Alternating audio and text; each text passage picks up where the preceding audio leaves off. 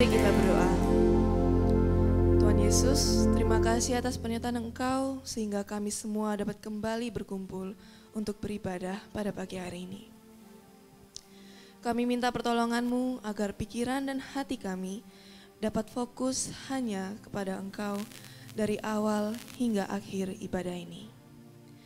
Kami serahkan ibadah ini ke dalam tangan-Mu. Dalam nama Yesus Kristus kami berdoa. Amin. Ibadah kita terselenggara dengan pengakuan bahwa pertolongan kita adalah dalam nama Tuhan yang menjadikan langit dan bumi, yang memelihara kesetiaannya sampai selama-lamanya dan tidak meninggalkan perbuatan tangannya. Kasih karunia dan damai sejahtera dari Allah Tritunggal menyertai saudara sekalian. Sebagai pengakuan bahwa Allah adalah dasar dari ibadah kita, mari dengan sukacita kita pujikan Gloria.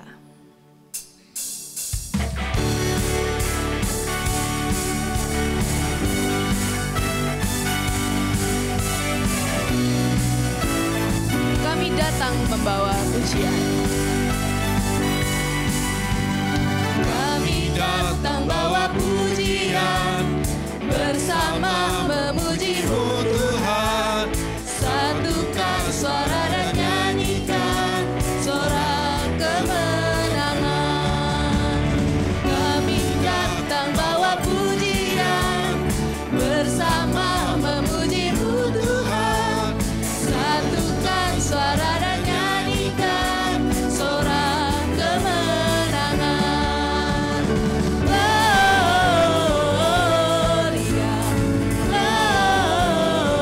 Gloria, besar Tuhan ditinggikan di atas segalanya. Gloria, Gloria, besar Tuhan ditinggikan, puji Dia, Gloria.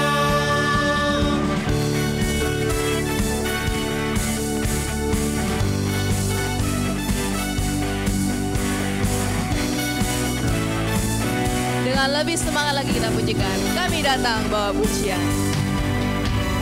Kami datang bawa pujian, bersama memuji-Mu Tuhan.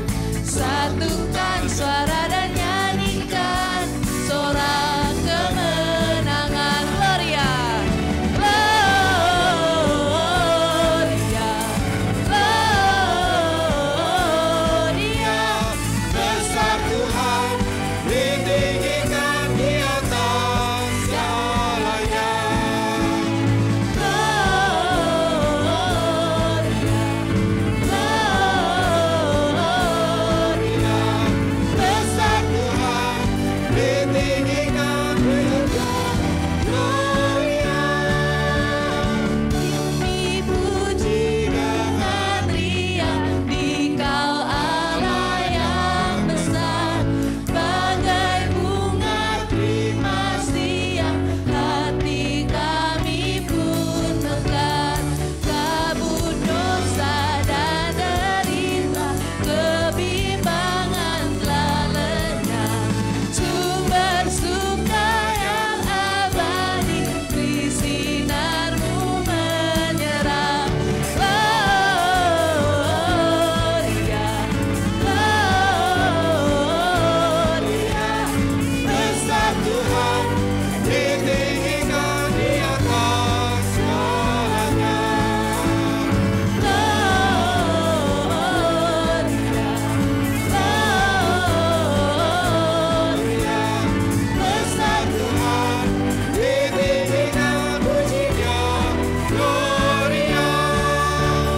Besar Tuhan ditinggikan, puji Dia, Gloria.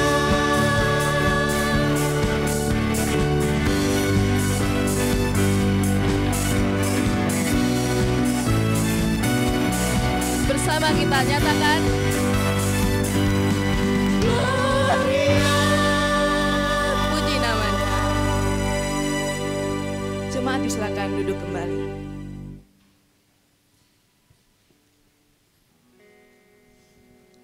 Sebagai umat percaya tentu ada sukacita dan semangat untuk memuji Tuhan setiap harinya. Tapi tak dapat dipungkiri bahwa ada saat-saat di mana kita merasa lelah melalui pergumulan pribadi. Matius 11 ayat yang ke-28 berbunyi demikian. Marilah kepadaku semua yang letih dan berbeban berat, aku akan memberi kelegaan kepadamu. Seringkali kita terlalu fokus dengan pergumulan pribadi kita. Namun, ingatlah bahwa tangan Tuhan selalu terbuka bagi setiap kita yang rindu untuk kembali ke dalam hadirat-Nya. Saat ini saya mengajak jemaat untuk berdoa secara pribadi, mengaku dosa di hadapan Allah, dan meminta pertolongan pengampunan dari-Nya.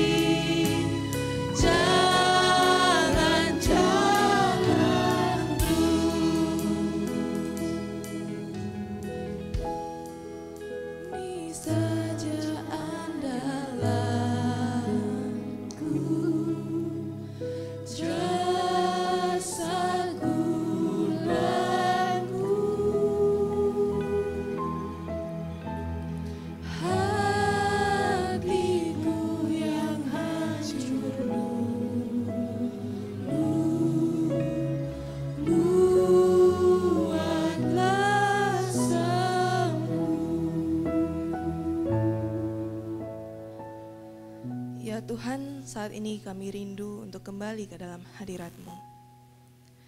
Kami telah mengaku dosa-dosa kami secara pribadi, dan kami butuh bimbingan-Mu untuk kembali ke dalam jalan yang benar.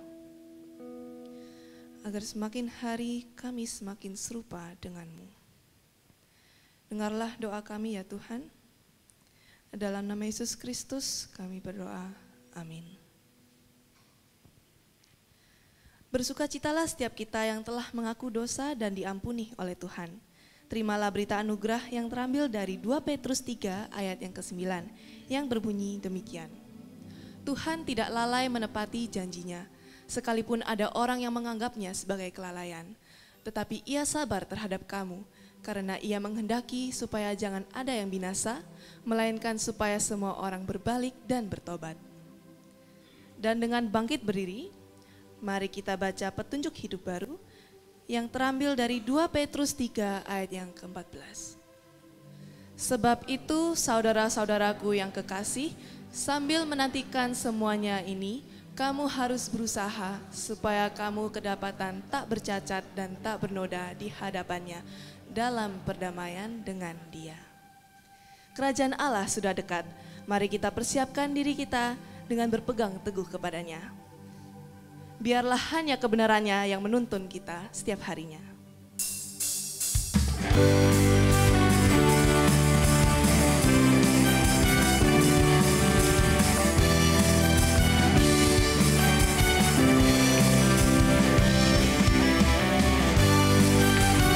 Firman-Nya pelita bagi kakiku dan kebenarannya satu-satunya jalan bagiku.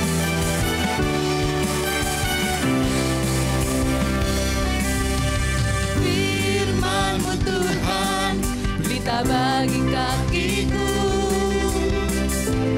janji-Mu terang bagi jalan-jalanku, kebenaran-Mu menuntunku setiap hari.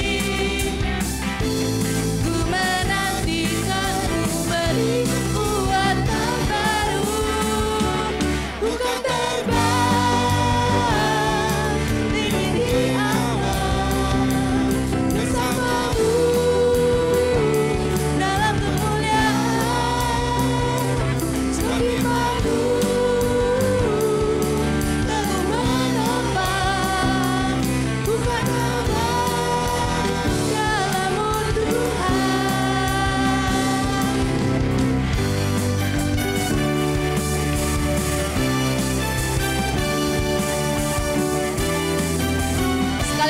pujikan. Firman-Mu Tuhan, pelita bagi kakiku, janji-Mu terang bagi jalan-jalanku, kebenaran-Mu menuntunku setiap hari. Ku menantikan-Mu beri kekuatan baru, bukan terbang tinggi awan, bersama-Mu dalam kemuliaan. Kami padu teguh menopang, bukan aman dalam-Mu Tuhan, bukan terbang tinggi di awan, bersama-Mu dalam kemuliaan. Sekali firman-Mu teguh menopang, bukan aman di dalam-Mu Tuhan, bukan terbang tinggi di awan, bersama-Mu dalam kemuliaan. Sekali firman-Mu teguh menopang, bukan aman di dalam-Mu Tuhan. Jemaat masih semangat muji nama Tuhan? Mari kita pujikan dan sorakan kemenangan yang hanya dari Allah.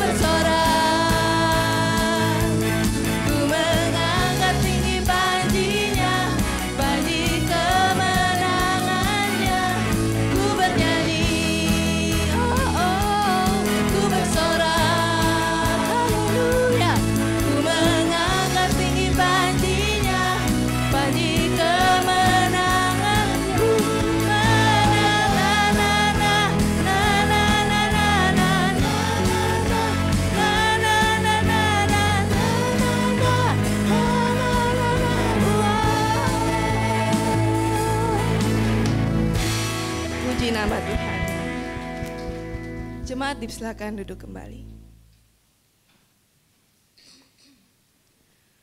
Sebentar lagi kita akan mendengarkan firman Tuhan mengenai hari Tuhan. Mari kita mempersiapkan hati dan pikiran kita. Mari kita katakan, ku mau sepertimu Yesus.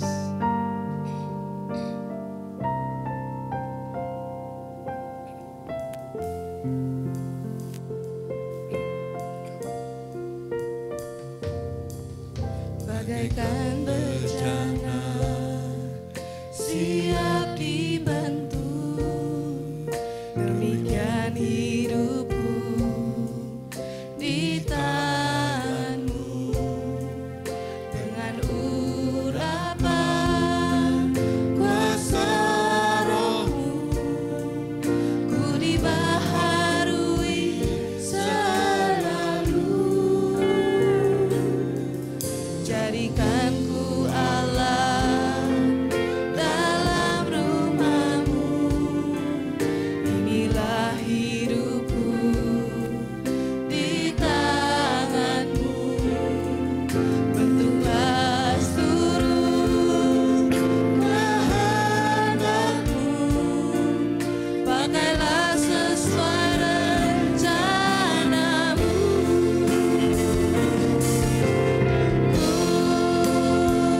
Mau seperti-Mu Yesus, disempurnakan selalu dalam segenap jalanku, memuliakan nama-Mu.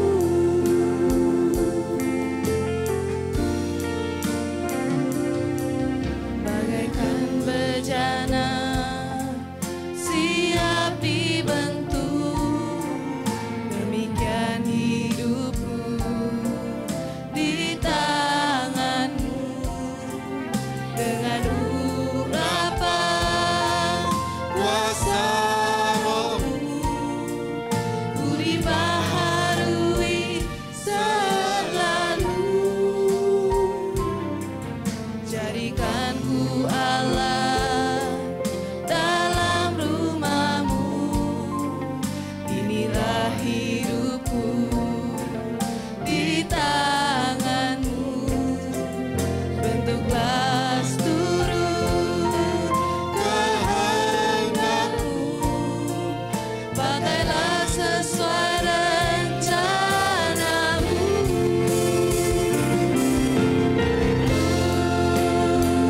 Mau seperti-Mu Yesus, disempurnakan selalu dalam segala jalanku, memuliakan nama-Mu. Ku mau seperti-Mu Yesus. Mau seperti-Mu Yesus, disempurnakan selalu dalam segala jalanku, memuliakan nama-Mu.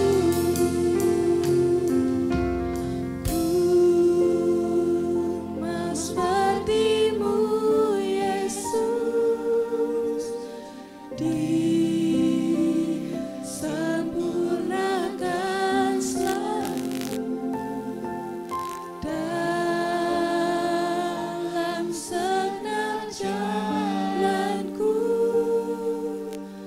memuliakan nama-Mu.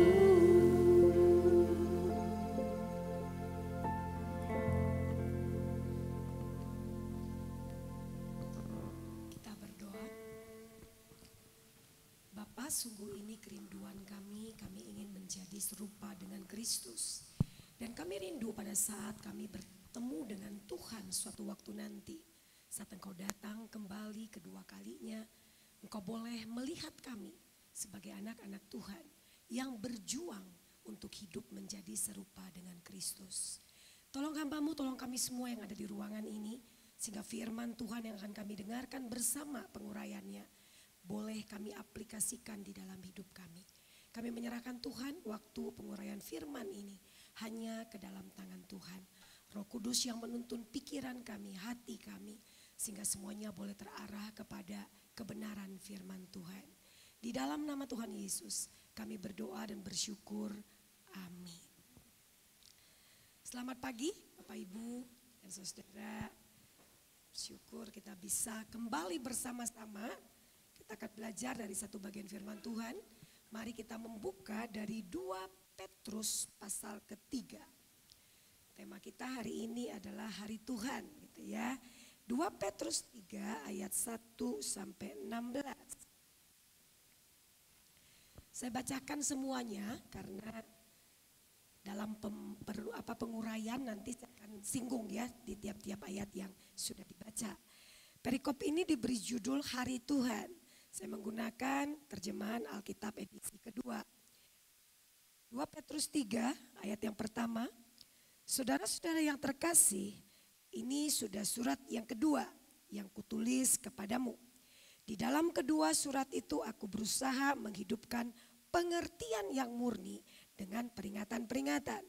Supaya kamu mengingat perkataan yang dahulu telah diucapkan oleh nabi-nabi kudus dan mengingat perintah Tuhan dan juru selamat yang telah disampaikan oleh rasul-rasulmu. Yang terutama harus kamu ketahui ialah bahwa pada hari-hari terakhir akan tampil pengejek-pengejek dengan ejekan-ejekannya, yaitu orang-orang yang hidup menuruti hawa nafsunya. Kata mereka, di mana janji tentang kedatangannya itu? Sebab sejak bapak-bapak leluhur kita meninggal, segala sesuatu tetap seperti semula pada waktu dunia diciptakan. Mereka sengaja tidak mau tahu bahwa oleh firman Allah, langit telah ada sejak dahulu dan juga bumi berasal dari air dan oleh air. Dan bahwa oleh air itu bumi waktu itu telah binasa, dimusnahkan oleh air bah. Namun oleh firman itu juga langit dan bumi yang sekarang ini dipelihara untuk api dan disimpan untuk hari penghakiman dan kebinasaan orang-orang fasik. Tetapi saudara-saudara yang terkasih, yang satu ini tidak boleh kamu lupakan, bahwa di hadapan Tuhan satu hari sama seperti 1000 tahun dan 1000 tahun sama seperti satu hari. Tuhan tidak lambat menepati janjinya, sekalipun ada orang yang menganggapnya sebagai kelambatan. Tetapi ia sabar terhadap kamu karena ia menghendaki supaya jangan ada yang binasa, melainkan supaya semua orang berbalik dan bertobat. Namun hari Tuhan itu akan tiba seperti pencuri. Pada hari itu langit akan lenyap dengan gemuruh yang dahsyat dan unsur-unsur dunia akan hangus oleh nyala api. Dan bumi dan segala yang ada di atasnya akan hilang lenyap. Jadi jika segala sesuatu ini akan hancur secara demikian, betapa suci dan salehnya kamu harus hidup.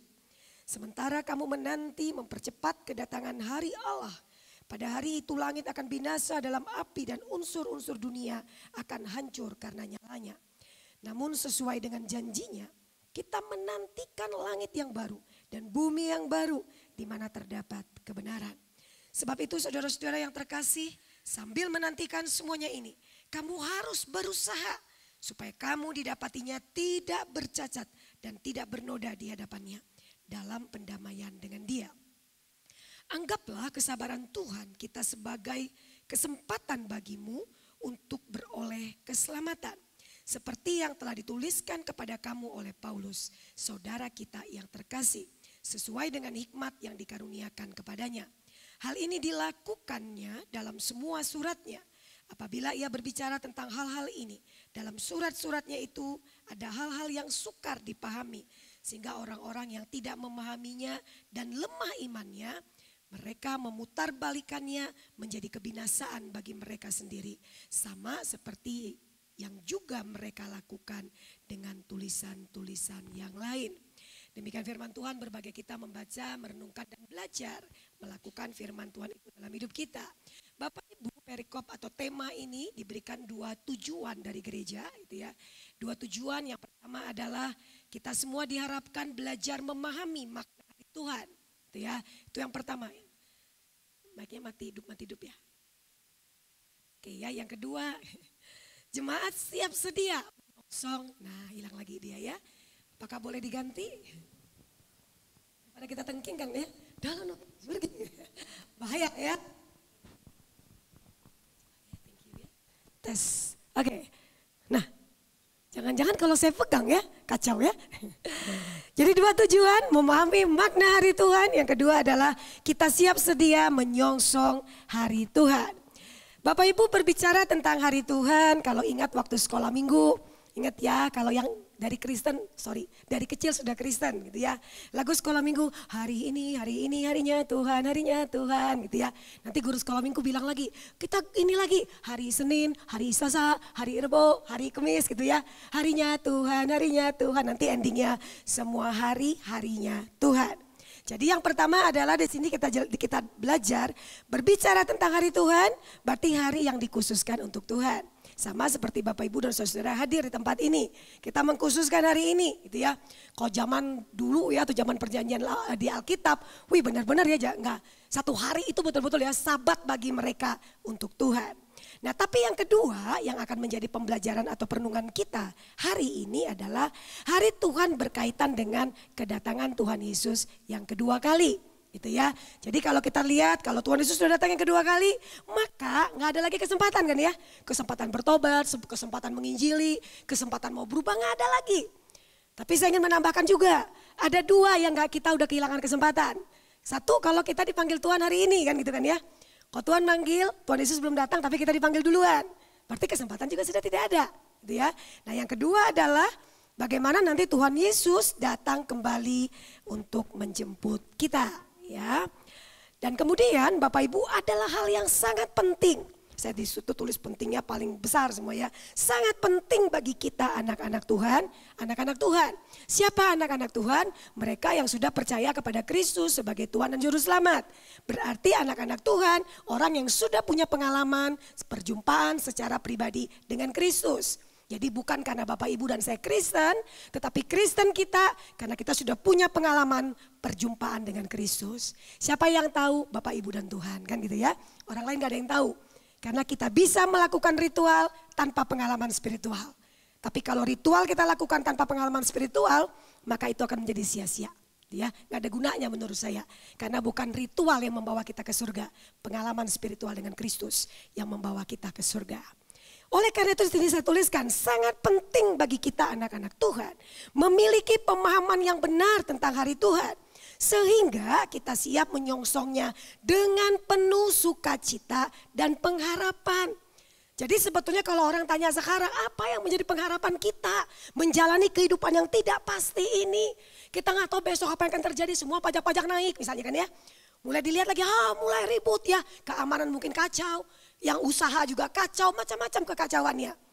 Percayalah bahwa justru kepastian janji Tuhan bahwa dia akan datang kedua kali. Menurut saya itu yang menjadi pengharapan kita. Jadi kalau orang tanya apa, karena di dunia gak ada. Kenapa saya bilang gak ada? Gak ada jaminan harta kita gak habis. Gak ada jaminan kita gak turun jabatan. Gak ada jaminan tiba-tiba kita gak mengalami suatu hal yang membuat kita kehilangan banyak hal. Gak ada jaminan. Tapi ada jaminan kehidupan kekal bersama Tuhan gitu ya. Oleh karena itu mari sama-sama supaya baik kita mau dipanggil Tuhan kayak gitu ya. Kan biasanya banyak orang takut ya. Waduh jangan ngomong mati itu menakutkan. Teman saya misionaris ya kemarin beberapa waktu yang lalu datang dari Hong Kong. Kami ngobrol. Terus kami sama-sama ngomong, tau gak apa yang kami bahas? Indahnya ya kalau kita balik sama Tuhan. Kami bisa melihat keindahan. Karena kita tahu di situ tidak ada air mata, di situ tidak ada pengkhianatan, di situ tidak ada duka cita, di situ tidak ada kehilangan, di situ tidak ada hal-hal yang di dunia yang bersifat sementara ini. Di situ adanya apa? Kebahagiaan, sukacita kan gitu ya bersama dengan Tuhan. Walaupun kalau sekarang kita disuruh ke sana nggak ada yang mau ya. Betul kan ya Bapak Ibu ya, kalau dibilang ada yang mau ke sana duluan, mau didoakan, nggak ada ya. Kalau boleh kita seperti Khairul Anwar, mau hidup 1000 tahun lagi ya. Kita balik, kita lanjut lagi ya. Kita lihat dalam bagian ini selanjutnya. Belajar dari 2 Petrus 3, 1-16, surat kedua Petrus ya. Surat pasal pertama udah dibilang itu diberikan, surat itu ditujukan kepada orang-orang yang menderita pada saat itu gitu ya. Di beberapa kota, di beberapa tempat. Tapi saya menarik dengan judul dari 2 Petrus 3 ini. Edisi kedua terjemahan Alkitab Perjanjian Baru, Hari Tuhan. AMD, Alkitab Mudah Dibaca, Yesus akan datang kembali. Terus yang ketiga, Bahasa Indonesia Masa Kini, janji tentang kedatangan Tuhan. Apapun itu judulnya dengan jelas. Ada hari Tuhan di sini kaitannya adalah tentang bahwa Yesus akan datang kembali. Janji, karena memang pernah diucapkan itu oleh Tuhan Yesus gitu ya. Nah tadi saya ucapkan di sebelum ini, kita mesti memiliki pemahaman yang benar. Lanjutannya adalah pemahaman yang benar yang seperti apa? Pertama adalah kita harus lihat nih, hari Tuhan, berbicara tentang hari Tuhan kan maknanya tuh tadi ya, tujuan yang pertama adalah penggenapan janji. Berarti ini sudah diomongin nih, sudah diberitakan, sudah dikeluarkan gitu ya. Kenapa ini penting? Bapak Ibu ingat pada waktu Tuhan Yesus mau ditangkap, mau menderita, Tuhan Yesus bilang gak kepada para murid, saya akan menderita, tapi saya akan bangkit. Ngomong gak berkali-kali? Coba kita baca Injil. Tuhan Yesus ngomong loh, kan dia bilang, oke, saya akan saya akan mati, tapi saya akan bangkit. Tetapi pada waktu kejadian itu, apa yang dilakukan para murid? Ninggalin, nyangkal, lari. Karena mereka cuma lihat ini sekarang, guru mereka yang begitu hebat kemarin itu, yang air menjadi anggur, yang buta melihat, yang lumpuh berjalan, yang sakit kusta disembuhkan, bahkan mati dibangkitkan Lazarus. Tapi sekarang ngapain dia gak bisa ngapa-ngapain? Kita lihat lagi apa? Ada yang kok dia gak bisa gini-gini? Sudah tenang aja, ntar lagi juga bangkit. Harusnya kan kalau orang mengacu ke perkataan Tuhan gitu gak sih Bapak Ibu?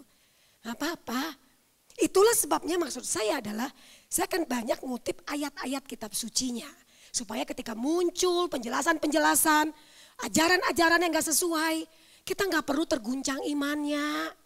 Sedih loh kalau tiap kali dengar banyak orang Kristen, muncul Kristen progresif, terguncang iman orang Kristen.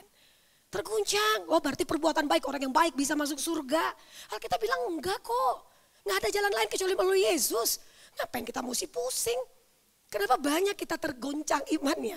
Karena kita nggak belajar yang benar. Ketika orang sibuk belajar yang tidak benar maka akan muncul terus. Kesesatan itu akan muncul terus.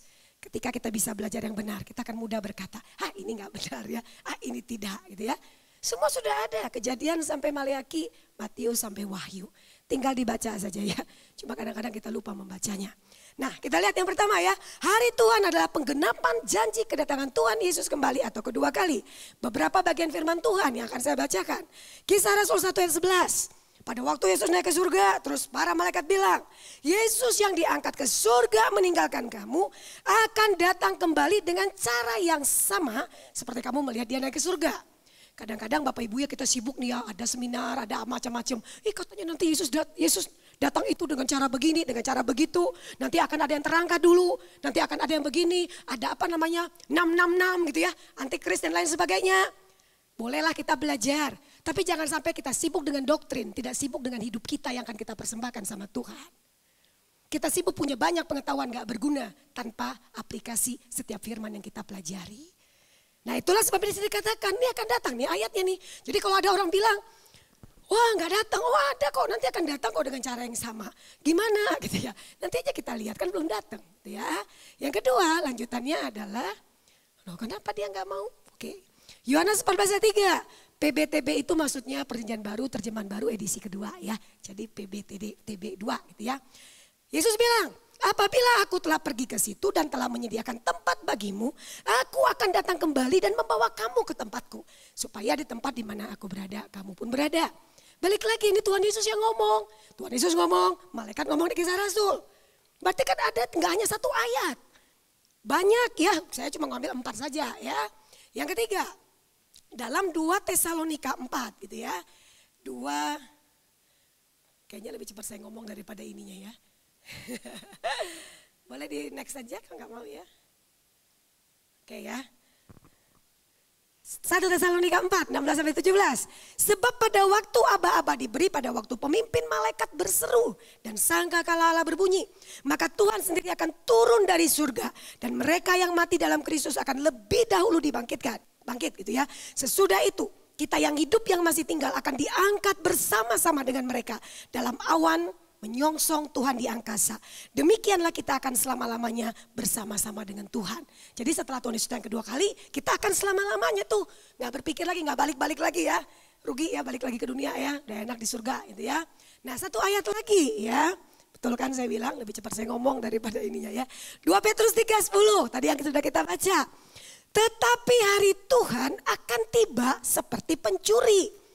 Ini cuma 4 ayat loh, sebenarnya banyak banget ya, tapi saya nggak mungkin ya nyebut semua, tinggal lihat aja di Google itu ya, tulis ayat-ayat tentang janji kedatangan Tuhan, muncul semua ya, kita biar sama-sama belajar.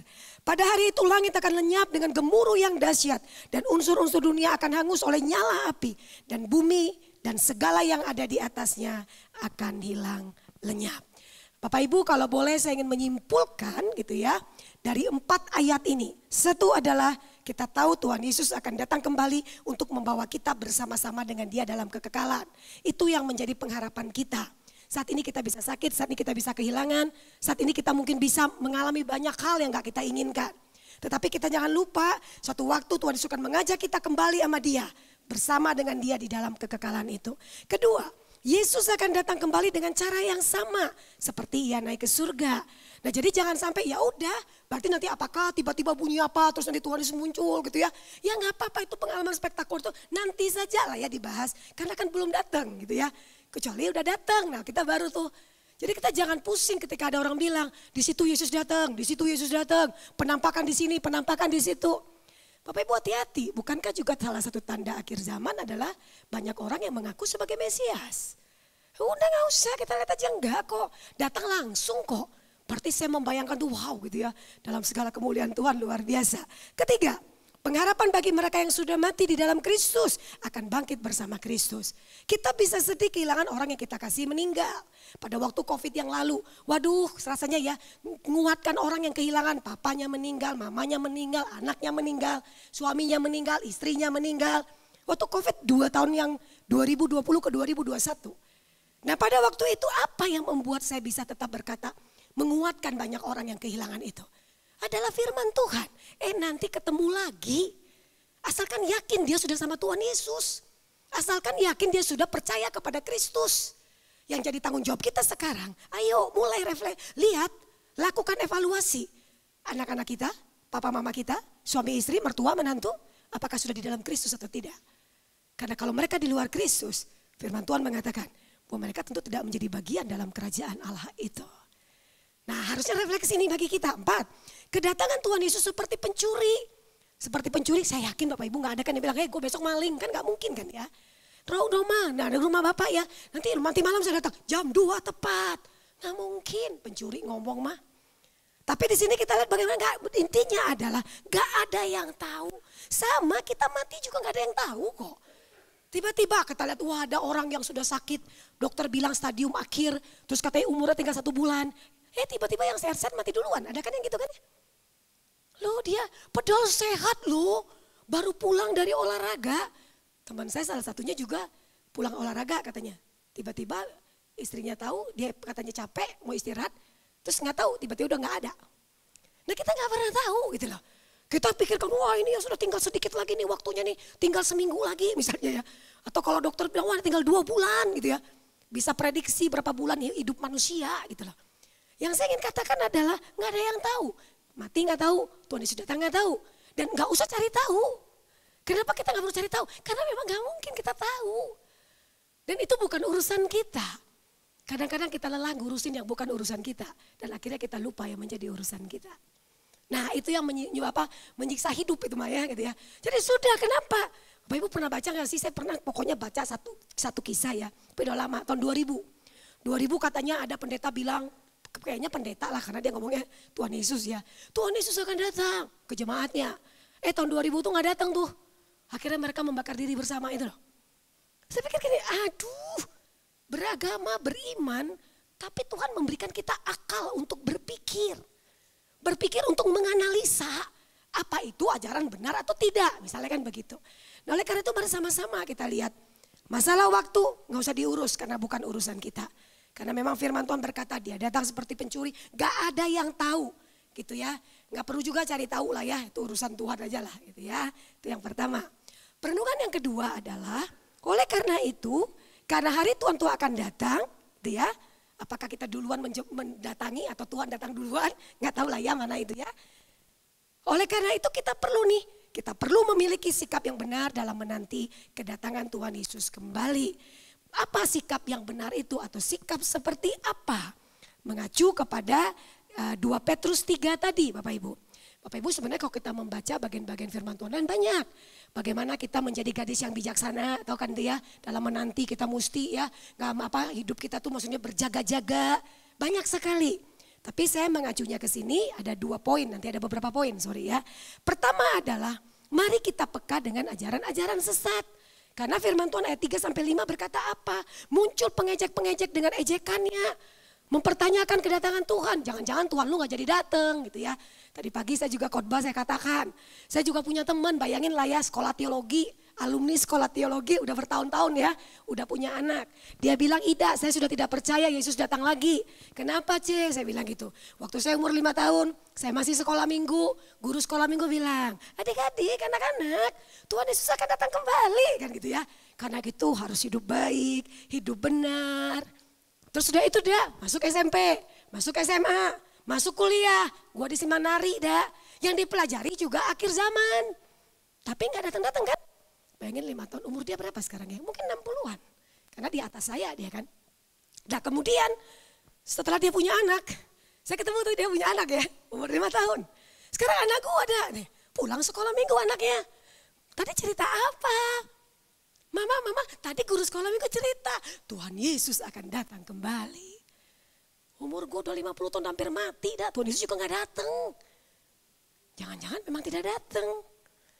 Dalam hati saya berpikir gini, bisa saja karena kita ngerasa mungkin lelah kah dengan kehidupan gitu ya. Sehingga kita ngerasa kok gak datang-datang sih gitu lah. Atau kita mungkin karena kalau kita ngelihat ke sana sama Bapak Ibu. Harusnya ketika masih ada kesempatan hidup ini, harusnya kan tuh kita bisa melakukan banyak hal. Berarti masih ada kesempatan kita melakukan sesuatu. Tapi mulai sama pengejek-pengejek itu. Nggak ada itu. Bahkan dia bilang mana sih tetap dari dulu juga bumi ini seperti ini juga. Dia lupa bahwa ada bagaimana Tuhan memusnahkan dengan air bah. Dia seakan-akan udah nggak usah. Jadi mereka tidak mengindahkan itu firman Tuhan. Yang mereka pikirkan adalah udah nggak ada. Sama kayak sekarang. Berapa banyak orang-orang yang mengejek, yang ngomongin tentang Tuhan Yesus. Banyak kan hinaan-hinaan kepada Tuhan Yesus kita. Lewat TikTok, lewat YouTube, berapa banyak, ya? Oh Yesus tuh begini, bukan Tuhan. Yesus itu katanya, macam-macam kalimat-kalimatnya. Saya setiap kali kalau pas nonton begitu, saya cuma bilang gini, Tuhan ampunilah mereka karena mereka tidak tahu apa yang mereka perbuat. Yang kedua, Tuhan pertobatkan mereka, biar mereka bisa mengenal Tuhan. Supaya apa? Siapa tahu kan seperti Paulus kan, yang menganiaya jemaat, akhirnya dia siap dianiaya untuk Tuhannya. Nah kita gak pernah tahu. Nah saya balik lagi ngomong gitu, tapi itu banyak sekali. Jadi ketika lihat, gak usah, gereja akan semakin banyak, orang-orang Kristen makin banyak menderita. Tuhan Yesus bilang, saya aja menderita, masa kamu kagak gitu ya. Mungkin kurang lebih bisa begitu juga gitu ya. Kita menderita, Tuhan kita menderita kok. Tapi ada orang yang menderita, puji Tuhan, paket hidup kita berbeda-beda. Ada paket hidup yang Tuhan izinkan mengalami penderitaan. Yang mungkin bagi dia berat. Tapi ada paket hidup yang terkesan gak ada masalah. Siapa bilang? Kita kan gak tahu aja tuh. Saya ketemu satu anak ya, sangat cantik, sangat pintar, IP-nya 3,8, 3,9. Itu hampir 4 tuh ya, terlagi magna cum laude dia tuh. Luar biasa. Terus tiba-tiba dia datang kepada saya, Bu Ida saya pengen ngobrol. Ngomong apa nak? Dia cerita bahwa dia sangat membenci dirinya. Kenapa saya diciptakan kayak gini? Dalam hati gue gini, udah cantik, pintar, kaya. Lu maksud lu apa sih gitu ya? Kesel kan kita kan ya? Itu ya kamu kalau didengar oleh banyak orang bisa marah yang lainnya gitu ya. Tuhan sudah kasih banyak ke kamu kok begitu saya bilang. Terus mulai cerita, lah dia. Saya gak ceritakan ceritanya ya. Ketika saya dengar cerita dia, saya langsung berpikir. Jangan pernah kita berpikir seorang yang cantik, seorang yang kaya, seorang yang mungkin gelimangan harta itu penuh dengan kebahagiaan. Belum tentu. Nah kalau kita lihat kedua apa? Karena kita membandingkan saya punya apa, dia punya apa. Ketika kita ngerasa dia punya lebih dari kita seakan-akan berpikir apa? Oh dia lebih bahagia, dia lebih happy, dia lebih sukacita. Gak ada yang jamin ya. Jadi kembali lagi Bapak Ibu. Mari sama-sama, waktu itu saya ngeliat, iya gitu. Jadi kita gak pernah tahu situasi hidup setiap orang itu bisa berbeda-beda. Nah kemudian apalagi ya kalau di sini dikatakan dalam ajaran sesat itu hidup menurut hawa nafsu. Oh macam-macam sekarang banyak ya kalau kita baca berita. Kita baca berita tuh gak sedih kan Bapak Ibu. Menurut saya sangat sedih kalau lihat berita. Wih ada seorang bapak misalnya memperkosa anaknya. Begitu banyak orang dikendalikan oleh hawa nafsunya. Apalagi perselingkuhan terjadi di mana-mana. Apakah tidak ada orang Kristen di dalamnya? Siapa bilang? Ya, banyak itu mah mungkin di dalamnya mah. Kenapa? Mungkin banyak sekali tanpa kita sadari bisa saja. Mungkin gak pernah kita ya ada apa ya maksudnya teguran yang cukup keras mengingatkan kita misalnya ya. Maka saya pikir mimbar atau khotbah-khotbah atau kita yang diberikan kesempatan oleh Tuhan mesti berani menyampaikan kebenaran itu. Ketika kita tahu ada rekan kita nih kayaknya udah gak beres nih. Tegur, jangan dibiarkan. Kenapa? Mumpung masih ada kesempatan. Lihat lagi apa, gak usah jauh-jauh lagi. Uang lah ya. Ya korupsi misalnya, udah kaya korupsi lagi gitu ya. Padahal ketika mati, ku tak membawa. Saya tanya Bapak Ibu waktu ada yang mati, mau kita bawain tuh yang mati itu misalnya emas 1 gram, 1 kilo. Nggak mau kan, enak dijual kan ya, udah mati kok. Tapi kenapa gitu kita lihat kan ya, maksudnya saya kadang-kadang pikir itu orang manusia cenderung begitu. Menilai orang dari uang dan lain sebagainya. Bapak Ibu saya seringkali mengatakan begini, sebetulnya yang berharga itu hidupnya atau aksesorisnya. Saya kalau kasih perbandingan satu orang, misalnya ya satu orang dengan hidup ya, maksudnya masih hidup gitu ya. Terus dengan mungkin satu badannya itu anggaplah 1 juta ya. Mahal gak sih itu? Murah ya? Ah udahlah ya 1 juta lah ya anggap ya. Satu badannya 1 juta ya dia masih hidup. Satu lagi di peti mati. Di peti mati udah mati nih. Ya udah peti mati udah mati ya. Udah mati. Terus dia bajunya dikasih sama orang tuanya karena anak kesayangan kali ya. Bajunya 1 miliar. Apalagi dah sepatunya 2 miliar misalnya. Sepatu apa 2 miliar ya. Ah pokoknya semua dah peti matinya miliar-miliar lah. Anggaplah dia satu paket dengan peti mati itu 10 miliar. Permisi tanya Bapak Ibu, lebih berharga mana yang 1 juta atau yang 10 miliar? 1 juta kan ya? Kalau sempat yang bilang yang 10 miliar, awas lu ya. Yang 1 juta benar gak sih? Berarti yang berharga aksesoris hidup atau hidup itu sendiri. Kalau hidup itu sendiri yang berharga, kenapa kita mengejar aksesoris hidup? Yang akhirnya membuat kita kehilangan makna hidup itu. Ya kan? Oleh karena itu saya ingin mengatakan, pokoknya saya sering ingetin mereka. Tapi apa? Kamu mengejar apapun, kalau anak muda ya, nyontek demi nilai. Padahal emang ijazah dipakai sekarang untuk kerja, enggak.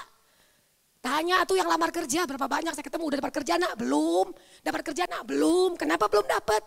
Aduh Bu, yang diminta sama perusahaannya adalah pengalaman kerja. Jadi dia minta ijazah, mau IP 4 juga gak dipakai.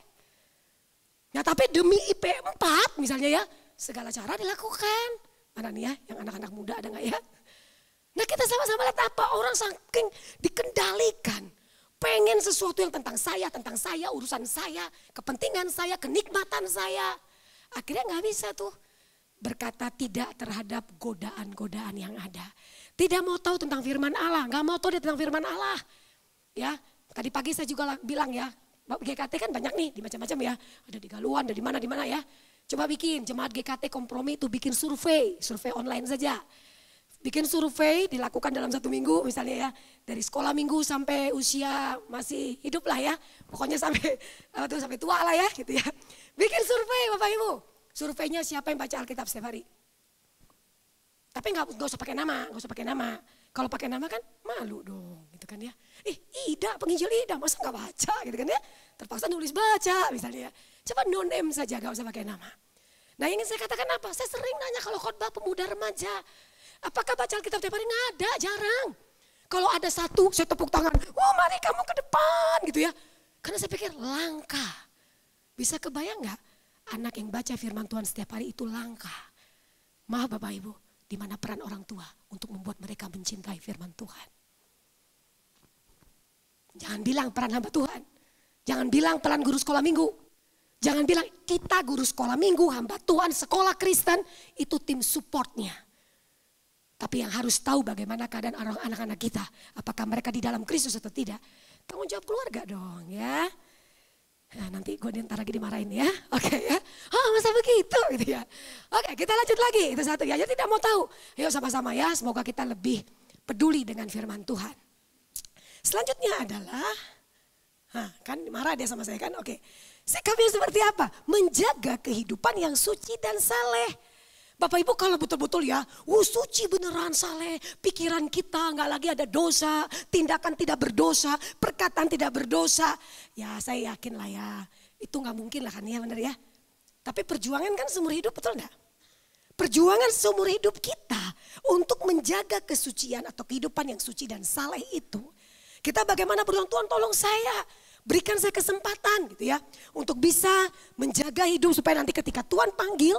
Kita bisa berhadapan dengan Tuhan. Dengan kehidupan yang baik, kehidupan yang benar. Saya setuju Bapak Ibu, kita lemah. Ya, tapi jangan dipakai ayat-ayat kelemahan itu untuk membenarkan kita berdosa.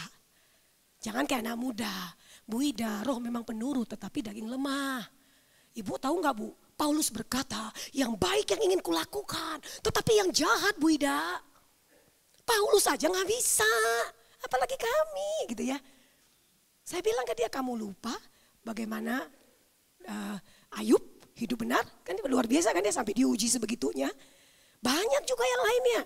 Nah masalahnya adalah kita gak bisa berkata, oh karena dunia saya sudah tercemar dengan dosa. Maka saya wajar saja kalau saya juga jatuh dalam dosa.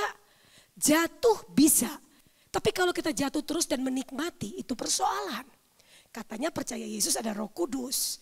Kalau ada Roh Kudus, berarti Roh Kudus gak berfungsi dong. Iya gak sih Bapak Ibu? Harusnya kan kerasa, aduh nih gak benar nih. Udah bencinya udah dalam nih ya.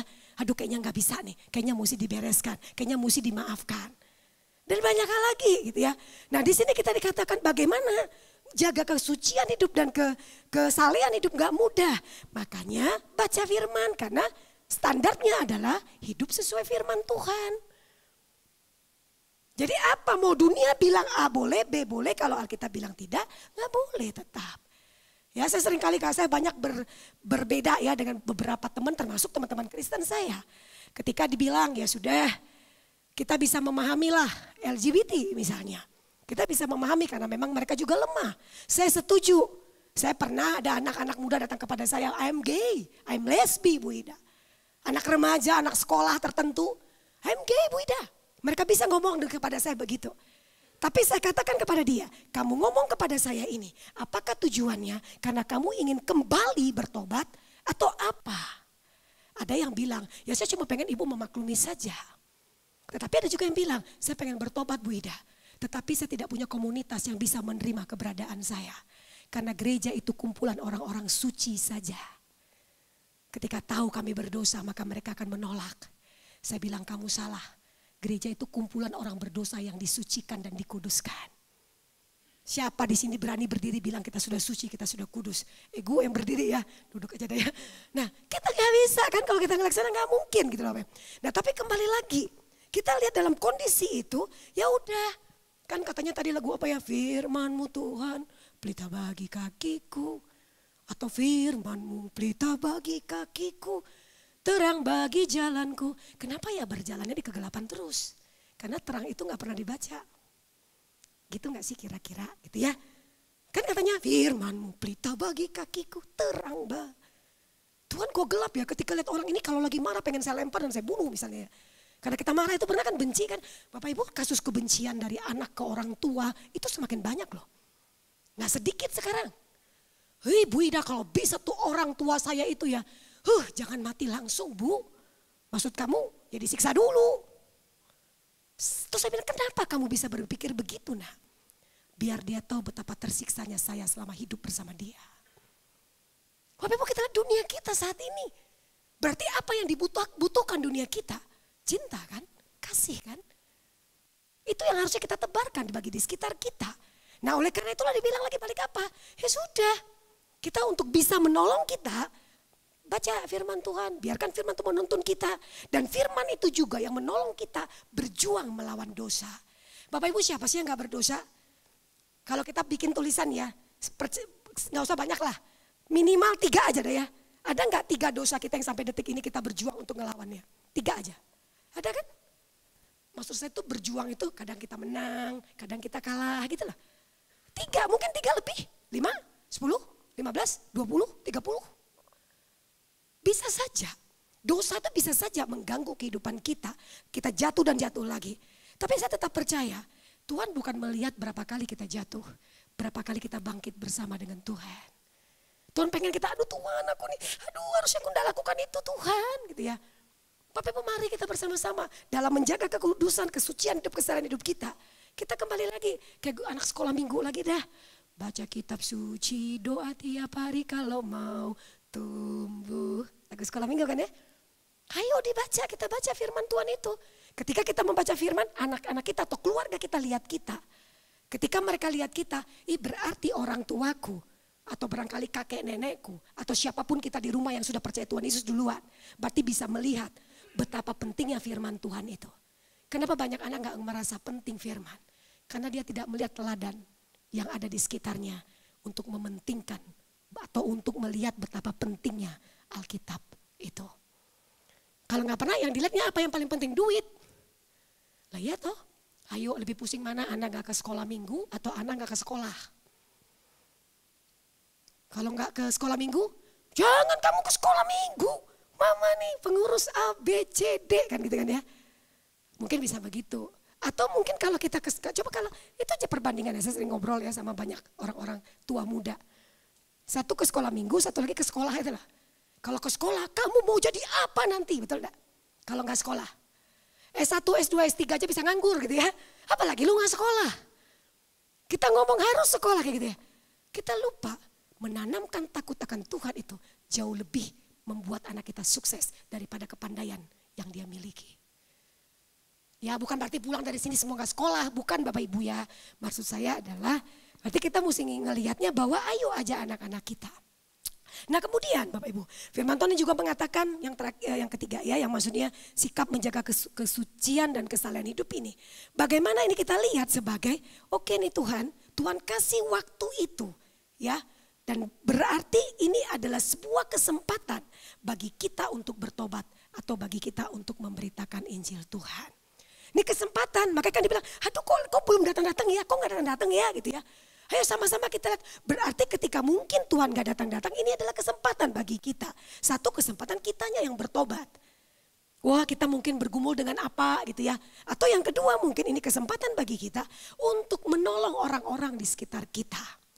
Tadi pagi saya ada sharing ya Pak, terus tadi diingatkan mungkin bisa di-sharingkan pada ibadah ini. Saya sharingkan dengan seorang anak. Saya ditelepon dengan satu orang bilang, Bu Ida itu loh di daerah sini ada teman kita yang mau lompat, bunuh diri. Oke, saya datang. Pada waktu saya datang dia di pojok ya, bukan daerah sini ya. Jadi adalah satu tempat lah ya, nggak usah sebut di mana gitu ya. Dia di pojok sana, saya di sini, saya bilang gini, sebelum lu lompat atau sebelum ngapain tunggu dulu, kita ngomong dulu, setelah itu terserah dah lu mau ngapain. Dia bilang, kenapa kalau kamu nanti lompat, saya bilang gitu, ada 2, satu patah tulang, kedua mati. Kalau meninggal minimal tidak merepotkan orang lain. Lah iya dong kan, udah selesai kan. Tapi kalau patah tulang, kamu menyiksa keluargamu kan. Saya ngajak dia berpikir, ini kadang-kadang kalau orang lagi sakit hati, lagi ada apa ya, maksudnya lagi ada beban hidup, kadang nggak bisa logikanya nggak bisa menggunakan logikanya. Oke, dia diem. Yang kedua, kalau mati, misalnya mati nih, masuk mana? Surga atau neraka? Dia diem. Kalau masuk surga, gue ikut, ayo 1, 2, 3 gitu ya. Karena masuk surga kan kita happy kan? Kamu yakin? Dia bilang. Yang ketiga, kamu kenapa sih mau lompat? Saya ditinggalkan, sakit hati, patah hati. Oke, berarti ada seseorang yang menyakiti hatimu kan nak? Iya. Nah, waktu kamu lompat dan mati, yang nyakiti kamu apakah semua akan ikut mati juga? Ya enggak lah, dia enggak cinta kok. Oke, enggak lompat ya, berarti dia ikut mati kan? Yang kedua, apakah dia akan pergi penyesalan seumur hidup dan akhirnya hidupnya menjadi hampa kosong dan tidak berdaya? Ya enggak Bu Ida. Nah terus kemudian saya tanya lagi, kira-kira yang menangis dan menyesali diri di samping jenazahmu siapa? Mami papiku. Kenapa dosa yang kamu perbuat, mami papimu yang harus bertanggung jawab? Lihat lagi, tapi aku, gak apa nangis saja. Kamu jangan di situ, dingin, deket-deket sini dikit. Mulai dia geser kursinya, sampai akhirnya di samping saya. Saya peluk dia dan saya bilang, saya mau kasih tahu kamu. Kamu pasti merasa dirimu berdosa kan? Pasti ada dosa yang kamu lakukan kan? Ibu pasti merendahkan saya. Tidak, saya mau bilang ke kamu, saya tidak lebih baik dari kamu. Kalau saya yang tidak lebih baik masih tetap dipakai oleh Tuhan, apalagi kamu. Bapak Ibu di sekitar kita banyak mungkin orang-orang yang membutuhkan kita. Ini kita bilang, oh semakin kita nggak tahu kapan Tuhan datang. Tetapi bukankah ini bisa kita gunakan sebagai kesempatan bagi kita untuk melakukan sesuatu bagi sekitar kita. Beritakan Injil. Ayo kita mungkin menyampaikan atau kita menjadi teman bagi orang-orang di sekitar kita. Menjadi berkat bagi banyak orang. Kan kita harus kita ngomongin ya oke. Ini kita nggak tahu nih berapa lama ya urusan Tuhan lah ya. Tetapi yang menjadi urusan kita. Bagaimana kita menjalani kehidupan ini kan. Nah bagaimana kita menjalani itu. Dengan memaksimalkan diri kita. Menjadi terbaik buat Tuhan. Dan juga menjadi terbaik buat sesama kita. Bapak Ibu dikasih oleh Tuhan. Kapan Tuhan datang, berapa lama durasi hidup, itu gak urusan kita. Yang menjadi urusan Bapak Ibu dan saya adalah bagaimana kita menjalani hidup. Minggu lalu, nanti ini Bapak Ibu kalau mau catat boleh ya. Catat dalam arti, saya kasih pertanyaan di minggu lalu di ibadah remaja. Pertanyaan saya adalah, kalau besok jam 7 malam kamu mati, apa yang akan kamu lakukan? Ini kalau andai kan ya, Bapak Ibu catat di pikiran saja. Ini andai, ini kita berandai-andai ya. Kalau besok Tuhan bilang kita semua di dalam ruangan ini, mati ini besok jam 7 malam, apa yang akan kita lakukan? Saya ambil jawaban dari anak-anak, baik itu remaja maupun anak-anak mahasiswa waktu saya ngajar. Saya kalau kami bahas tema kematian, saya selalu buka dengan itu. Jikalau besok Tuhan memanggilmu, apa yang akan kamu lakukan? Nah mulai anak-anak bilang, oh saya akan bilang I love you ke papa mama dan keluarga. Oke, apa lagi gitu ya.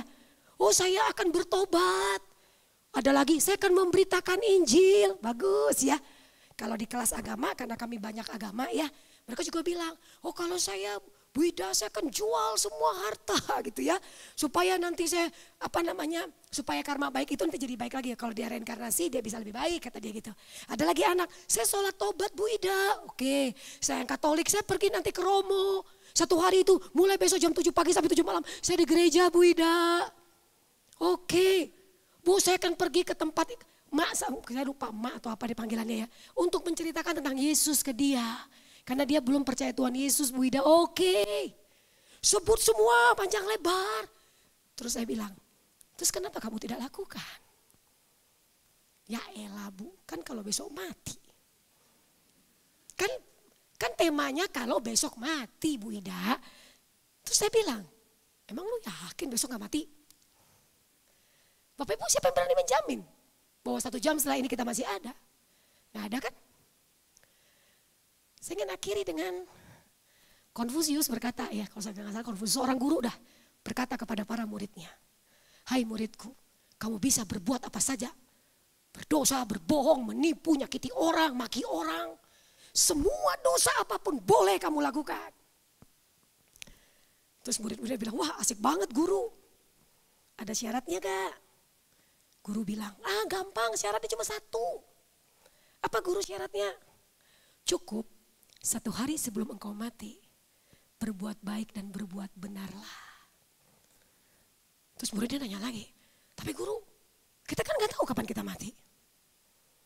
Dengan bijak guru berkata, karena engkau tidak tahu kapan engkau mati, anggaplah hari ini adalah hari terakhirmu. Berbuat baiklah, berbuat benarlah. Kita tidak tahu kapan Tuhan datang dan bukan urusan kita. Kita tidak tahu kapan dipanggil dan bukan urusan kita. Yang menjadi urusan kita, kalau setahun, 2 tahun, 5 tahun, 10 tahun, bahkan 1 hari lagi. Jikalau Tuhan memberikan hidup itu, apa yang kita lakukan supaya tidak ada penyesalan di akhir cerita kehidupan kita. Mari kita berdoa.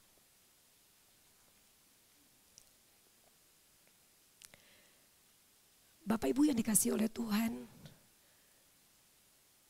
saya tidak tahu jikalau memang Tuhan masih memberikan kita kesempatan hidup. Apakah ada hal-hal yang Bapak Ibu gumulkan, doakan, yang ingin dilakukan? Apakah kita ingin melakukan bagaimana kita memohon kemurahan Tuhan untuk menang dari kelemahan kita, dari dosa kita? Atau mungkin kita bergumul dan berdoa karena kita melihat orang-orang di sekitar kita yang kita kasihi belum mengenal Tuhan. Apakah durasi waktu yang mungkin setiap orang berbeda itu, kita mau mengambil sebuah komitmen di hadapan Tuhan? Tuhan, apa yang harus kulakukan untuk Tuhan? Apa yang harus kulakukan untuk sekitarku? Apa yang harus kulakukan untuk orang-orang yang kukasihi di sekitarku? Sehingga ketika hari Tuhan itu datang, aku bersama mereka yang kukasihi. Hari Tuhan itu menjadi pengharapan sukacita. Karena kami akan bersama-sama Tuhan di surga.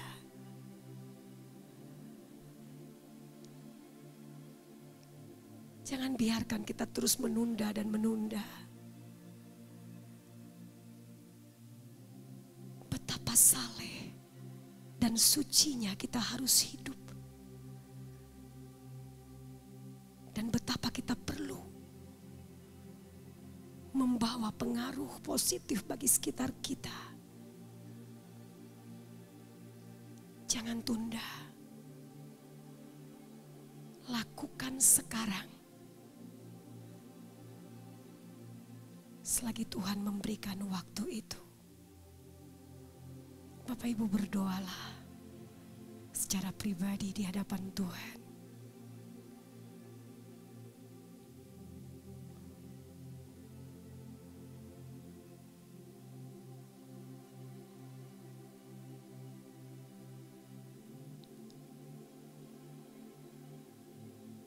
Tuhan Yesus, ini kami. Berikan kami hikmat, berikan kami kepekaan, berikan kami semangat juang yang tinggi untuk hidup sesuai dengan kehendak Tuhan, untuk hidup sesuai dengan kebenaran Tuhan, untuk menggunakan waktu yang Tuhan berikan dengan maksimal, untuk memastikan, menanyakan orang-orang yang ada di dekat kami, apakah mereka sudah di dalam Kristus atau belum.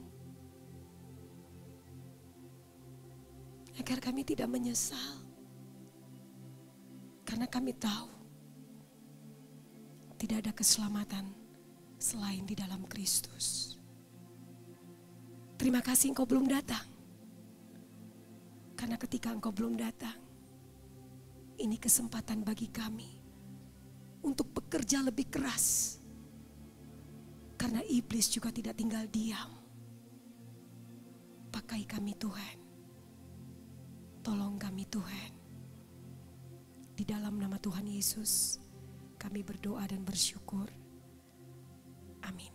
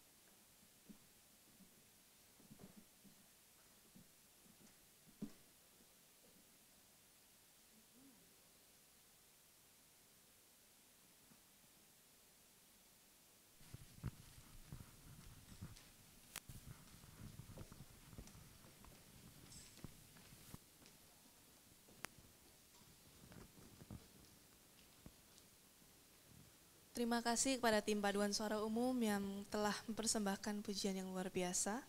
Tuhan berkati dalam pelayanan-pelayanan ke depannya. Sekarang tiba saatnya bagi kita untuk menyatakan pengakuan iman rasuli. Saya mengajak jemaat untuk bangkit berdiri.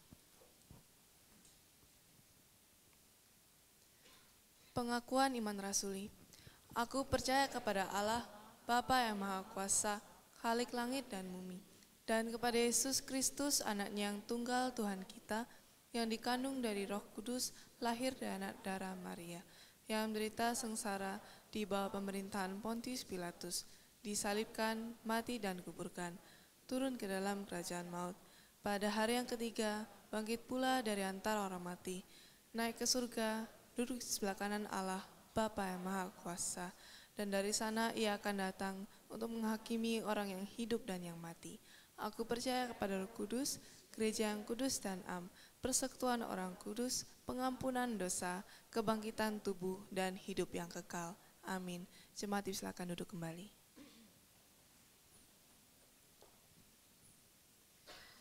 Tiba saatnya kita akan memberikan persembahan kita yang terbaik. Mari kita pujikan hidup kita yang benar.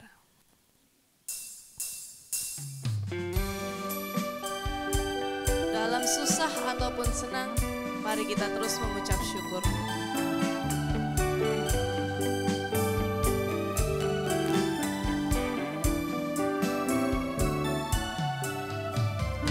Hidup kita yang benar haruslah mengucap syukur, dalam Kristus bergema, janganlah terkabur. Dalam susah pun senang, dalam segala hal, aku bermazmur dan ucap syukur, itu kehendaknya. Biar badai menerang, biar ombak menerjang, aku akan bersyukur kepada Tuhanku. Dalam susah pun senang, dalam segala hal, aku bermazmur dan ucap syukur, itu kehendaknya. Selagi kantong persembahan disalurkan, jemaat silakan untuk melihat warta jemaat yang akan ditampilkan. Untuk persekutuan doa Rabu tanggal 27 Agustus, kepemimpinan intergenerasi bersama Pendeta Erlangga. Minggu depan tanggal 31 Agustus adalah minggu kelima, jadi ada ibadah keluarga gabungan jam 9 pagi. Namun kebaktian umum pertama jam 7 pagi tetap berjalan seperti biasa. Kemudian ini untuk kegiatan misi dan paduan suara anak mulai latihan tanggal 7 September.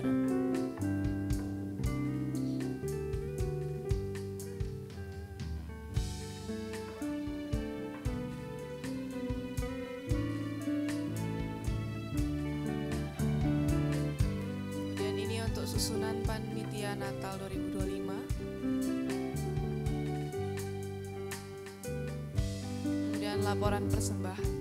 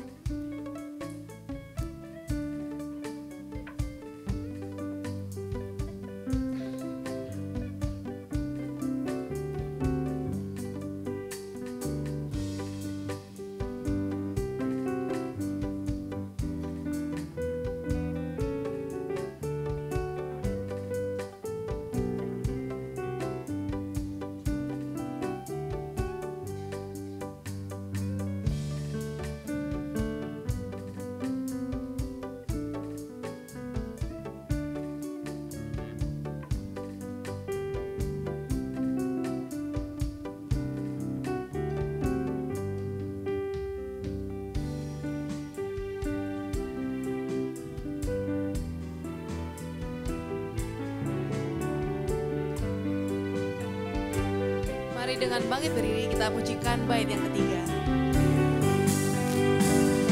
Apa arti hidupku, bukankah mengucap syukur karena Kristus menebus berkorban bagimu. Dalam susah pun senang, dalam segala hal aku bermasmur dan ucap syukur, itu kehendaknya. Aku bermasmur dan ucap syukur, itu kehendaknya. Mari kita berdoa. Tuhan Allah Bapa kami yang bertata dalam kerajaan surga yang mulia.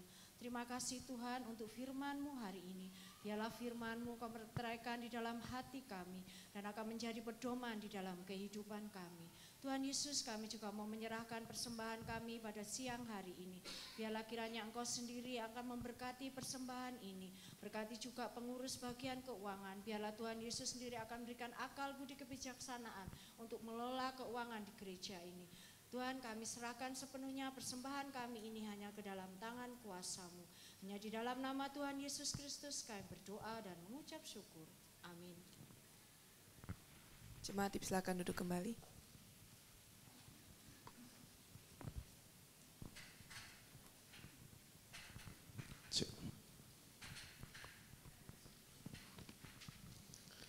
Baik, selamat pagi Bapak Ibu, Shalom. Shalom. Hari ini kita melihat ya, mungkin Bapak Ibu yang paduan suara sebentar lagi mau karnaval kemerdekaan. Tapi sudah ketinggalan kloter gitu ya, jadi nanti mungkin kloter siang. Bapak Ibu dalam semangat kemerdekaan, biar kita tetap boleh semangat juga, tidak hanya pada cinta kepada Tuhan, tapi kita juga punya kepedulian kepada bangsa dan negara. Kemarin saya ngafe Bapak Ibu, menariknya lagunya bukan lagu-lagu Indonesia, tapi lagu-lagu Natal. Jadi ada hikmah di balik pajak-pajak musisi itu ya.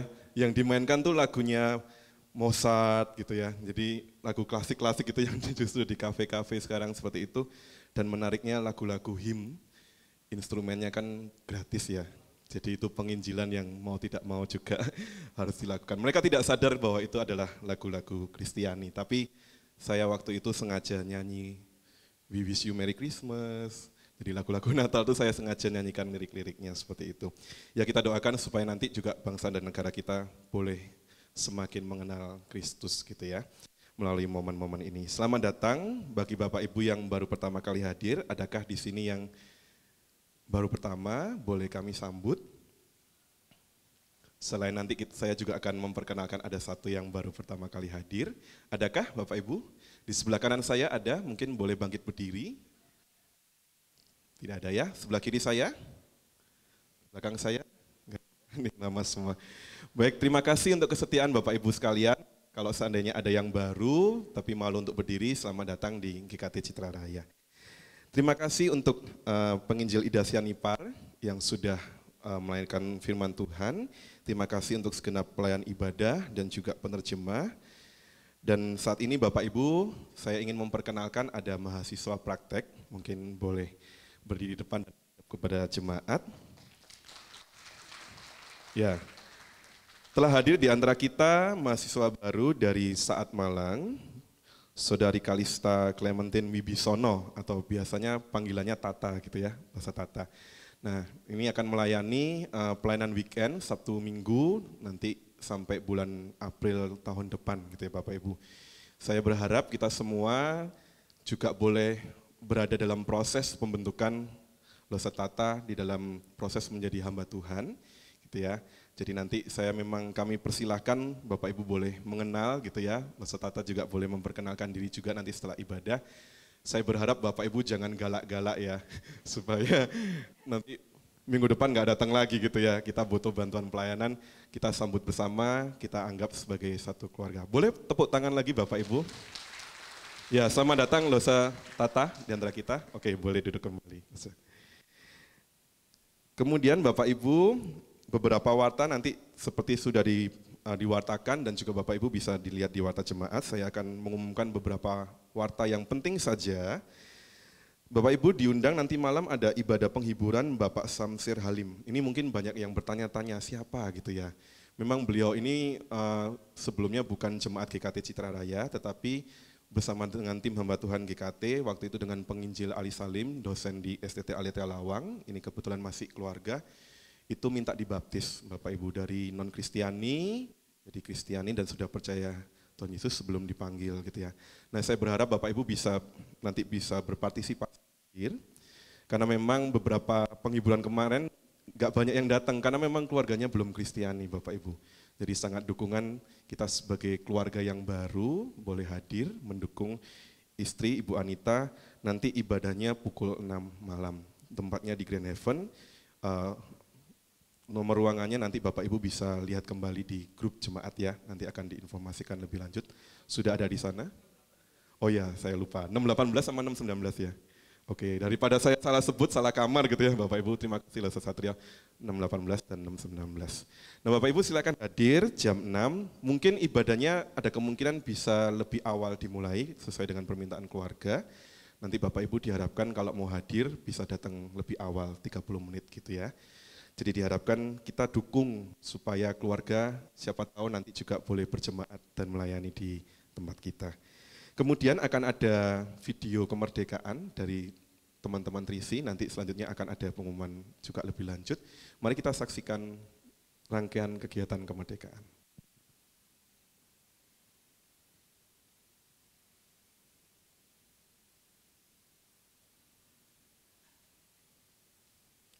Memang nggak ada lagunya ya? Oh berarti paduan suara aja yang jadi backsoundnya. Iya Bapak Ibu. Oh iya.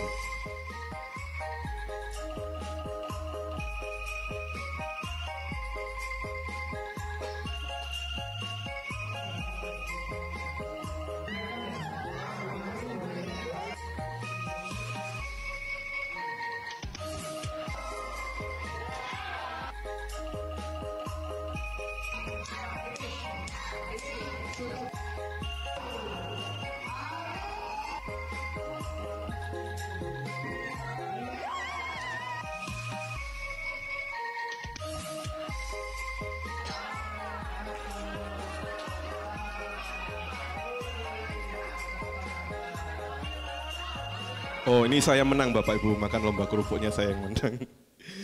Ya saya bangga karena saya yang menang lawan Pak Emil ya, sama majelis yang lain. Ya terima kasih untuk Bapak Ibu yang sudah berpartisipasi meramaikan, diharapkan tahun depan juga bisa ikut lomba tarik tambang atau balap karung gitu ya, supaya kita semakin akrab, semakin dekat, kita boleh juga memiliki bangsa dan negara kita. Selanjutnya saya persilakan Bu Felicia, akan ada publikasi dengan Trisi. Terima kasih.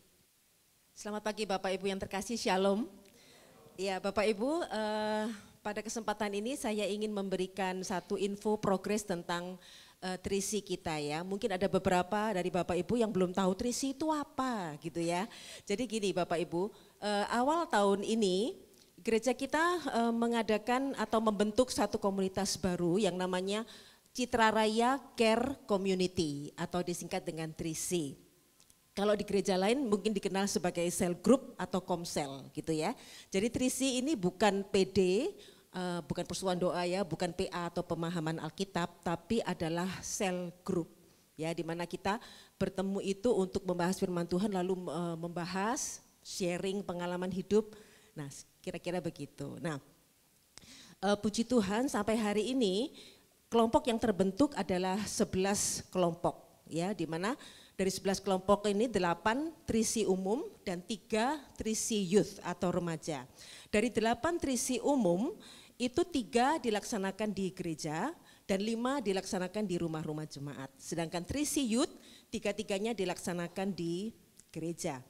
Dan jemaat atau anggota yang aktif pertemuan rutin itu sekitar 65 orang, puji Tuhan. Ya. Nah, apa saja yang kita lakukan selama ini di Trisi? Ada 4 kegiatan yang kita lakukan. Yang pertama adalah pertemuan leader Nah, di dalam pertemuan leader ini kita mengevaluasi pertemuan-pertemuan dan juga pembinaan atau pembekalan para leader dan co-leader. Yang kedua adalah pertemuan rutin. Pertemuan rutin untuk trisi umum adalah setiap Selasa kedua dan keempat setiap bulan. Nah, untuk trisi youth atau remaja itu minggu kedua dan minggu keempat setiap bulan setelah mereka selesai ibadah. Itu yang kegiatan yang kedua. Yang ketiga adalah Trisivan. Nah, apa itu Trisivan? Trisivan itu adalah waktu kita ketemu Selasa kelima gitu, dalam satu bulan itu kita mengadakan aktivitas yang di luar pertemuan umum. Itu terserah kesepakatan setiap kelompok ya. Jadi bisa main game, bisa ngafe, bisa makan-makan, keluar kota terserah gitu ya. Yang aktivitas yang ketiga. Nah, yang saya mau jelaskan yang adalah yang keempat. Yang keempat ini adalah Trisi Gathering Akbar. Dalam 1 tahun sekali kita akan mengadakan pertemuan gathering yang mengumpulkan semua kelompok, seluruh anggota Trisi untuk hadir bersama-sama, kita mau adakan perayaan. Nah, dalam kesempatan ini kami mengundang Bapak Ibu untuk hadir dalam Trisi Gathering ini meskipun belum anggota atau setelah datang pun masih belum ada tertarik karena keterbatasan waktu atau alasan-alasan lain sehingga tidak bisa bergabung dengan Trisi, nggak apa-apa ya. Jadi tetap datang ke Trisi Gathering itu Selasa depan tanggal 2 September, Selasa depan ya, 2 September pukul 18.30. Nah, kami undang Bapak Ibu untuk hadir bersama kami. Akan ada penampilan setiap kelompok-kelompok. Nah, kelompok saya, leader saya Pak Andi, majelis kita sudah berlatih ini Bapak Ibu dengan yel-yel dan koreografi gitu ya. Jadi akan ada penampilan dari 11 kelompok dalam gathering itu. Jadi kita rame-rame, kita perayaan begitu ya. Oke, saya akan mengajak kita semua melihat video berikut ini.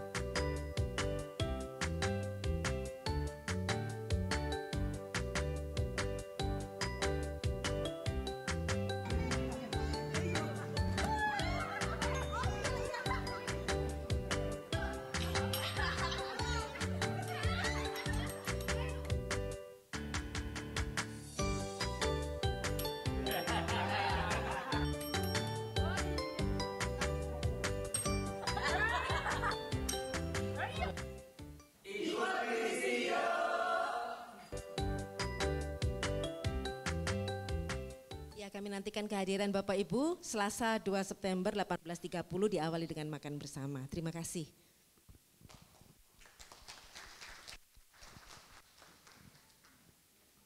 Oke, terima kasih Bapak Ibu, diharapkan bisa hadir. Tidak hanya tanggal 2 itu, tapi Bapak Ibu hari Rabu juga diharapkan hadir.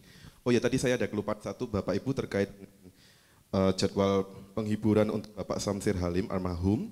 Untuk ibadah kremasi, ada informasi dari keluarga, itu akan dilakukan secara private. Jadi kalau misalnya Bapak Ibu mau hadir, mungkin bisa hadir untuk nanti malam saja. Jadi untuk besok, proses kremasi akan dilangsungkan hanya untuk keluarga saja. Demikian untuk pengumuman. Mari Bapak Ibu, kita mau berdoa untuk beberapa pokok doa syafaat. Mari kita berdoa.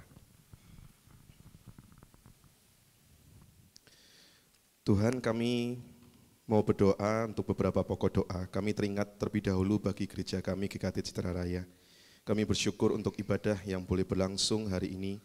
Kami bersyukur juga di tengah-tengah kami hadir mahasiswa praktek, yaitu Saudari Kalista Clementine Wibisono yang akan melakukan pelayanan weekend dalam beberapa waktu ke depan juga. Tuhan tolong supaya Losetata dengan segala sesuatu yang Tuhan utus dalam tempat ini, Tuhan pakai dengan luar biasa supaya Losetata juga boleh menjadi berkat bagi gereja kami dan Losetata juga boleh belajar banyak di GKT Citra Raya dan Tuhan bentuk dia untuk menjadi hamba-Mu yang Tuhan pakai dengan luar biasa. Kami berdoa Tuhan untuk segenap juga majelis, segenap hamba Tuhan, kiranya juga Tuhan tolong di GKT Citra Raya supaya tetap di dalam pimpinan Tuhan. Kami juga berdoa untuk Ibu Ida Sianipar, terima kasih untuk pelayanan firman. Tuhan berkati dalam setiap langkah kehidupan, di dalam juga pelayanan juga Tuhan berkati. Tuhan, kami berdoa untuk beberapa rangkaian acara yang akan berlangsung di gereja kami, ada Trisi Catering, ada ibadah keluarga, dan pelayanan-pelayanan lainnya. Tuhan tolong supaya segala sesuatunya boleh semakin memberikan kerinduan kepada kami sebagai jemaat, supaya kami boleh hadir dan berpartisipasi, kami boleh ambil bagian di dalamnya. Tuhan pakai setiap rangkaian program yang sudah direncanakan ini supaya berjalan dengan baik, semakin membuat kami bertumbuh di dalam Yesus Kristus. Tuhan, kami mau berdoa juga secara khusus bagi keluarga duka, keluarga almarhum Bapak Samsir Halim, Ibu Anita, bersama dengan anak-anak dan keluarga. Terima kasih kalau ada kesempatan boleh menerima Engkau Yesus sebagai Tuhan dan Juru Selamat. Terima kasih untuk anugerah keselamatan yang Engkau juga berikan dalam kehidupan almarhum semasa hidupnya.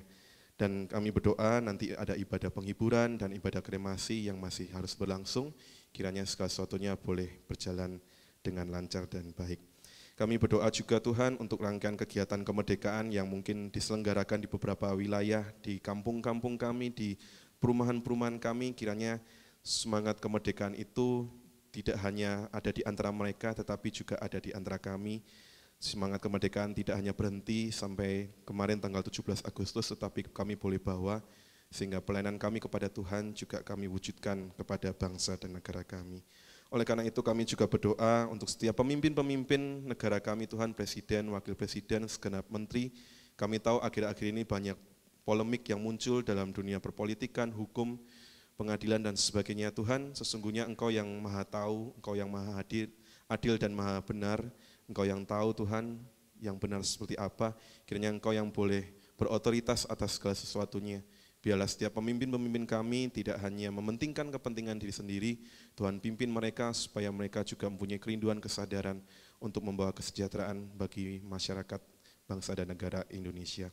Kami berdoa ada beberapa bencana yang terjadi di beberapa daerah Tuhan, gempa bumi dan sebagainya. Tuhan tolong supaya dalam daerah-daerah bencana lainnya yang terjadi, Tuhan memberikan perlindungan, Tuhan boleh memberikan penghiburan bagi keluarga-keluarga yang berduka, Tuhan yang juga boleh menyembuhkan setiap korban-korban bencana yang sudah mengalami bencana tersebut. Tuhan yang berikan juga damai sejahtera supaya mereka tetap boleh bergantung kepada Tuhan. Tuhan, mungkin ada pokok-pokok doa yang tidak terkatakan secara pribadi, kami mau serahkan juga segala sesuatunya dalam tangan Tuhan. Terima kasih Tuhan. Kami bawa seluruh pokok doa ini ke dalam tangan-Mu. Dalam nama Tuhan Yesus kami berdoa dan mengucap syukur. Amin. Saya undang jemaat untuk bangkit berdiri. Kita mengembalikan segala kemuliaan hanya bagi Tuhan. Kita pujikan doksologi.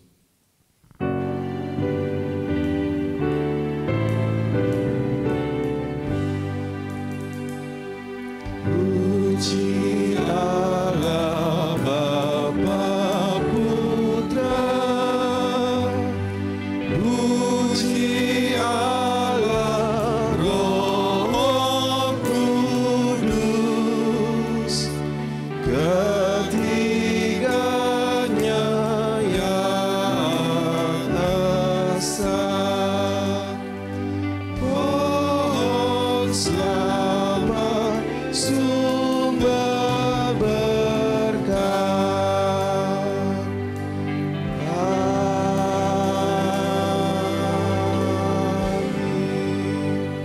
Mari bersama-sama kita menerima berkat dari Tuhan. Tuhan memberkati kita dan melindungi kita. Tuhan menyinari kita dengan wajah-Nya dan memberi kita kasih karunia. Tuhan menghadapkan wajah-Nya kepada kita sekalian dan memberi kita damai sejahtera. Amin.